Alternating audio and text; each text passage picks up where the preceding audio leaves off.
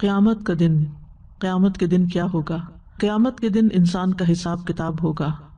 قیامت کے دن انسان سے سوال کیے جائیں گے، ہمیں ان کے جواب کے لیے تیار رہنا چاہیے۔ تو آئیے دیکھتے ہیں کیا ہے قیامت کا دن۔ نہیں، میں قیامت کے دن کی قسم کھاتا ہوں، اور نہیں، میں بہت ملامت کرنے والے نفس کی قسم کھاتا ہوں۔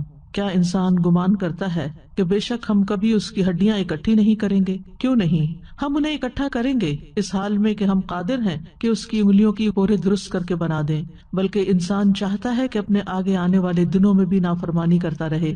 وہ پوچھتا ہے اٹھ کھڑے ہونے کا دن کب ہوگا؟ پھر جب آنکھ پتھرا جائے گی اور چاند گہنا جائے گا اور سورج اور چاند اکٹھے کر دیے جائیں گے، اور اس دن انسان کہے گا کہ بھاگنے کی جگہ کہاں ہے۔ جب بھی کوئی آفت آتی ہے تو انسان وہاں سے بھاگ نکلتا ہے، لیکن قیامت کے دن کی آفت ایسی ہوگی کہ وہاں سے کوئی بھاگ بھی نہ سکے گا، ہرگز نہیں، پناہ کی کوئی جگہ نہیں۔ اس دن تیرے رب ہی کی طرف جا ٹھہرنا ہے۔ لہٰذا ضروری ہے کہ ہم اس دنیا میں رہتے ہوئے اپنے رب کی رضا کے کام کریں تاکہ رب کی ملاقات ہمارے لیے خوشگوار ہو جائے۔ تو ہم بات کر رہے تھے قیامت کے دن کے حساب کتاب کی۔ اس دن انسان کے مختلف اعمال کے بارے میں اس سے سوال کیا جائے گا۔ انسان کی اخلاص نیت کے بارے میں سوال ہوگا۔ سب سے پہلے شہید، عالم اور سخی کا حساب ہوگا۔ صحیح مسلم کی روایت میں ہے، ابو ہریرہ رضی اللہ عنہ کہتے ہیں، میں نے رسول اللہ صلی اللہ علیہ وسلم کو یہ فرماتے ہوئے سنا، بے شک قیامت کے دن سب سے پہلا شخص جس کے خلاف فیصلہ کیا جائے گا وہ شہید ہوگا، اسے پیش کیا جائے گا تو اللہ تعالیٰ اسے اپنی عطا کردہ نعمت کی پہچان کرائے گا تو وہ اسے پہچان لے گا۔ وہ پوچھے گا تو نے نعمتوں کو پا کر کیا کیا؟ وہ کہے گا میں نے تیرے راستے میں لڑائی کی یہاں تک کہ مجھے شہید کر دیا گیا۔ تو اللہ تعالیٰ فرمائے گا تو نے جھوٹ بولا، تم اس لیے لڑے تھے کہ تمہیں بہادر کہا جائے، سو کہہ دیا گیا۔ پھر اس کے بارے میں حکم دیا جائے گا کہ اس کو منہ کے بل گھسیٹا جائے یہاں تک کہ آگ میں ڈال دیا جائے گا۔ پھر وہ شخص لایا جائے گا جس نے علم حاصل کیا، اس کی تعلیم دی اور قرآن کی قرات کی، تو اسے پیش کیا جائے گا تو وہ اسے اپنی نعمتوں کی پہچان کرائے گا، وہ اسے پہچان لے گا۔ اللہ تعالیٰ فرمائے گا تو نے ان نعمتوں کو پا کر کیا کیا؟ وہ کہے گا میں نے علم حاصل کیا اور اسے سکھایا اور تیری خاطر قرآن کی قرات کی۔ وہ فرمائے گا تو نے جھوٹ بولا، تو نے علم اس لیے حاصل کیا کہ تجھے عالم کہا جائے، اور تو نے قرآن اس لیے پڑھا کہ کہا جائے کہ یہ قاری ہے، سو وہ کہہ دیا گیا۔ پھر اس کے بارے میں حکم دیا جائے گا کہ اسے منہ کے بل گھسیٹا جائے یہاں تک کہ وہ آگ میں ڈال دیا جائے گا۔ استغفر اللہ۔ وہ شخص جس کو اللہ نے وسعت دی اور ہر طرح کا مال عطا کیا، اسے لایا جائے گا، وہ اسے اپنی نعمتوں کی پہچان کرائے گا تو وہ اسے پہچان لے گا۔ وہ فرمائے گا تم نے ان نعمتوں کا کیا کیا؟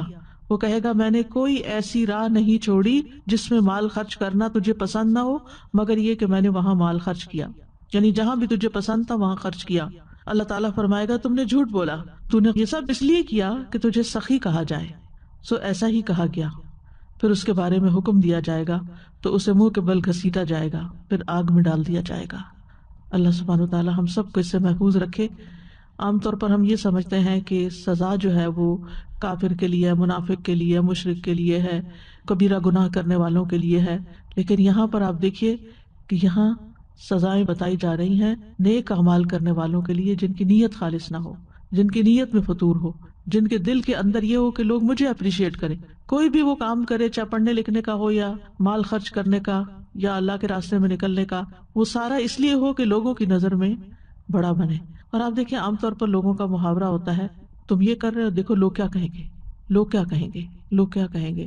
یعنی جب کوئی برا کام کر رہا ہو تو اس کی برائی چھڑانے کے لیے میں کہتے دیکھو لوگ کیا کہیں، تو کوئی اللہ کے ڈر سے برائی نہیں چھوڑی بلکہ لوگوں کے ڈر سے چھوڑی، تو اس برائی چھوڑنے کا بھی کیا فائدہ جو صرف لوگوں کے ڈر سے ہو۔ پھر اسی طرح جب کوئی بچہ اچھا کام کرے یا اس کو موٹیویٹ کرنا ہو تو ہم اسے کہتے ہیں کہ تم ایسا کام کرو جو کسی نے نہ کیا ہو، تمہارا نام روشن ہو جائے، تم تاریخ میں اپنا نام لکھوا جاؤ۔ اور اس قسم کی باتیں جو صرف دنیا سے تعلق رکھتی ہیں، جبکہ کوئی بھی کام ہو چاہے دین کا ہو یا دنیا کا، اس کو کرنے کے لیے ہماری نیت کیا ہونی چاہیے کہ میرے اس کام سے میرا رب راضی ہو جائے۔ اور یہ نیت ہوتی ہے تو تبھی انسان برے کام بھی چھوڑ دیتا ہے کہ یہ کام میری رب کی رضا کا نہیں ہے اس لیے مجھے یہ نہیں کرنا، اور اچھے کام تو وہ کرتا ہی اس لیے ہے کہ اس کا رب اس سے راضی ہو جائے۔ اور ریاکاروں کا انجام کیا ہے؟ رسول اللہ صلی اللہ علیہ وسلم نے فرمایا مجھے تمہارے حق میں سب سے زیادہ ڈر شرک اصغر کا ہے۔ صحابہ نے عرض کیا شرک اصغر کیا ہوتا ہے؟ آپ نے فرمایا ریاکاری۔ اللہ عز و جل قیامت کے دن جب لوگوں کو بدلہ دے گا تو ریاکاروں سے کہے گا ان ہستیوں کی طرف چلے جاؤ جن کے سامنے دنیا میں ریاکاری کرتے تھے، اور دیکھو ان کے پاس تمہارے لیے کیا بدلہ ہے، وہ تمہیں کیا دیتے ہیں۔ جن کے لیے کام کیا تھا انہی کے پاس جاؤ اور ان سے ہی جزا لو. اب دیکھیے کہ انسان دنیا میں بھی جب انسانوں کے لیے کام کرتا ہے تو انسان اسے ہیومیلیٹ کر دیتے ہیں, اسے ذلیل کرتے ہیں, اس کے کام میں نقص نکالتے ہیں, اور پھر انسان کا دل ٹوٹ جاتا ہے اور پھر انسان کام چھوڑ دیتا ہے کیونکہ اس نے انسانوں کے لیے کام کیا تھا. لیکن جو شخص اللہ کے لیے کام کرتا ہے اسے لوگوں کی تنقید کی, لوگوں کے رویوں کی پھر پرواہ نہیں رہتی, کیونکہ اسے معلوم ہے کہ اس نے ایک اچھا کام کیا ہے اور اس کی جزا اللہ کے پاس ہے اور لوگوں سے تعریف کی ضرورت نہیں ہے. اور وہ ان چیزوں سے بے نیاز ہو جاتا ہے, ان چیزوں سے اوپر اٹھ جاتا ہے, اسے پھر لوگوں سے شکوے نہیں رہتے کیونکہ اس نے اللہ کے لیے کیا اور اللہ نے ہر کام اس کا لکھ لیا, ہر چھوٹا اور ہر بڑا کام اس کے نامہ اعمال میں درج ہو گیا. اس لیے اس کو پھر اللہ کے راستے پر استقامت بھی نصیب ہوتی ہے, کیونکہ جو اللہ کے لیے کرتا ہے پھر اللہ اس سے راضی ہوتا ہے, پھر اللہ تعالیٰ اس کے لیے مزید نیکیوں کے راستے کھول دیتا ہے. تو اس لیے کوئی بھی کام ہو چھوٹا یا بڑا, ہم سب کو بار بار اپنے آپ کو یاد دہانی کرانی چاہیے کہ ہم یہ اللہ کے لیے کر رہے ہیں. کیونکہ عموماً ہوتا یہ ہے کہ ہمیں جلدی تعریف چاہیے ہوتی ہے, اور جب لوگ تعریف کرتے ہیں تو ہمارا خون سینوں بڑھ جاتا ہے اور ہمارے قدم زمین پہ نہیں ٹکتے اور ہم آسمانوں میں اڑنے لگتے ہیں, اور پھر ہمارے اندر اور جوش جذبہ پیدا ہوتا ہے کہ ہم اور اچھے کام کریں تاکہ لوگ اور تعریف کریں. انتہائی خطرناک راستہ ہے, انتہائی خطرناک. اس سے انسان کو بچنا چاہیے. جو سچا مومن ہوتا ہے وہ اپنی نیکیوں کو بھی اسی طرح چھپاتا ہے جیسے اپنی برائیوں کو چھپاتا ہے. یعنی ہمیں اپنی برائیاں لوگوں کے سامنے ظاہر ہونے کا ایک ڈر ہوتا ہے کہ ہائے لوگوں کو پتہ چل گیا تو پھر کیا ہوگا. تو اسی طرح مومن جو ہوتا ہے وہ اس بات پہ بھی ڈرتا ہے کہ لوگوں کو میرے نیک اعمال پتہ چل گئے تو پھر کیا ہوگا, کہیں میرے وہ اعمال ضائع نہ ہو جائیں. جی استاذہ, یہ جو آپ نے بات کی نا کہ صرف اللہ کے لیے ہو, یوزلی ہم جب کام کرتے ہیں تو ہم کہتے ہیں اللہ کے لیے تو کر رہے ہیں, لیکن اس میں ایک مکس فیلنگ بھی ہوتی ہے کہ ہمیں وہ بھی مل جائے, اپریسیشن ملے, لیکن لوگوں کی یہ تعریف بہت ملے. ضروری ہے کہ اس کو اپنے کو اسکرین کرتے رہنا کہ صرف اللہ کے لیے, چاہے بالکل. کچھ بھی لوگ کہیں نہ کہیں, ہم صرف اللہ کے لیے کریں. یہ بالکل. بہت مشکل کام ہے لیکن کانسٹینٹلی چیک کرنا ضروری ہے ہمارے لیے.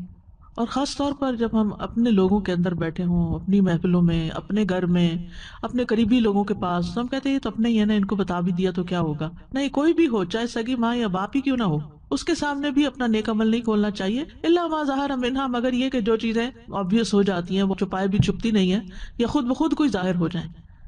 استاذہ جی, یہ جو بھی اپنے حدیث پڑھی نا اس کے لیے شہید اور عالم کے بارے میں, اس سے تو اتنا زیادہ ڈر اس لیے لگ رہا تھا کہ شہادت کا کتنا بڑا رتبہ ہے, کہ دعا بھی سکھائی گئی, پھر یہ بھی کہا گیا کہ اگر دل سے آپ نیت سے چاہتے ہیں تو بستر پہ بھی موت آئے گی, تو شہادت کا رتبہ اتنا بڑا رتبہ ہے اس کا. لیکن یہاں پہ جو پتہ چلا کہ وہ سب کا سب نیت پہ ڈیپینڈ کرتا ہے. نیت پہ ڈیپینڈ کرتا ہے. جس عمارت کی بنیاد ہی نہ ہو وہ کھڑی کہاں سے رہ سکتی ہے.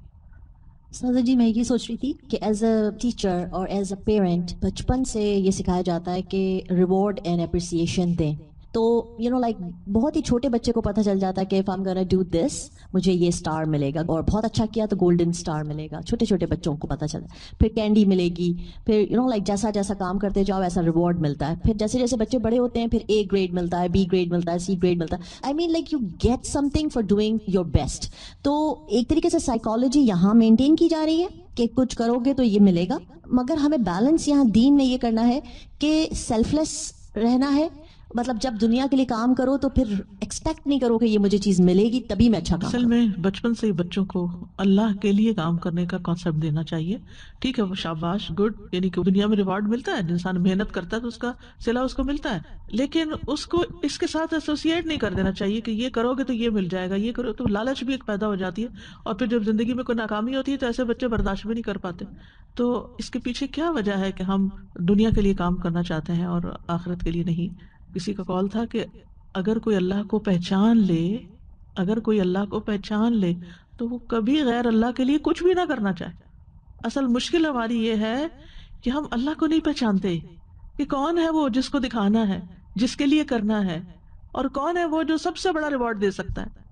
اور اگر انسان لوگوں کو پہچان لے تو کبھی لوگوں کے لیے کام نہ کرے, کیونکہ لوگ جب کسی کی کوئی کوالٹی دیکھتے ہیں, کوئی خوبی دیکھتے ہیں تو وہ فوراً جیلس ہونا شروع کر دیتے ہیں.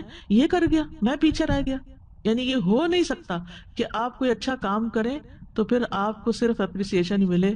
آپ کو کوئی نہ کوئی تنقید بھی کرے گا یا اس کو گرائے گا بھی, یا پھر یہ ہے کہ دل میں کوئی جلن کوڑا محسوس کرے گا. یعنی کسی نہ کسی درجے کا کوئی حسد اور رشک. کل ذی نعمت محسود, ہر صاحب نعمت حسد کیا جاتا ہے. اور پھر ہم کہتے ہیں اوہو ہمیں نظر لگ گئی, یہ کام میں رکاوٹ آ گئی, کیونکہ ہم نے خود ہی اس کو اتنا زیادہ الیبوریٹ کر دیا کہ پھر اس کے بعد کیا باقی رہا, خود اپنے پاؤں پہ کلاڑی ماری. وہ کہتے ہیں نا کہ اپنے منصوبوں کی تکمیل کے لیے رازداری سے کام لو. عبادات سے متعلق سوالات۔ حقوق